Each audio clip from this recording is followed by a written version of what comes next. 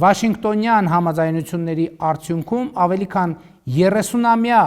շրջափակումից հետո Հայաստանի Հանրապետությունը ապա շրջափակվում է։ Մի արդյունք, որ կարծում եմ աներևակայելի կարող էր համարվել ոչ հեռավոր անցյալում։ Տարբեր հարցեր են հնչում այն մասին, թե ինչպես եւ ինչ կարգավորումներով պետք է բացվեն հաղորդակցության ուղիները Հայաստանի եւ Ադրբեջանի միջև, այսինքն ինչ տեսք է ունենալու ճանապարհների բաց լինելը, որը նույնպես մեզ համար ըստ էության անծանոթ երևույթ է։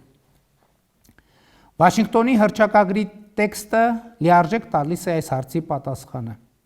Տարածքային ամբողջականություն, ինքնիշխանություն, իրավազորություն, սահմանների անխախտելիություն։ Ահա այն սկզբունքները, որոնց շրջանակում պետք է տեղի ունենա ճանապարհների բացումը Հայաստանի եւ Ադրբեջանի միջև։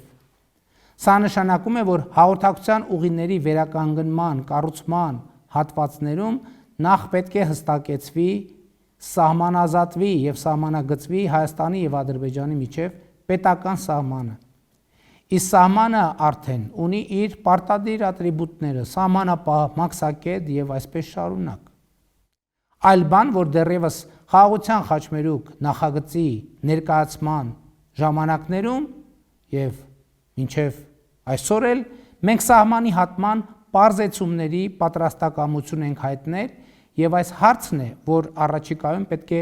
դետալացված քննարկման առարկա դառնա։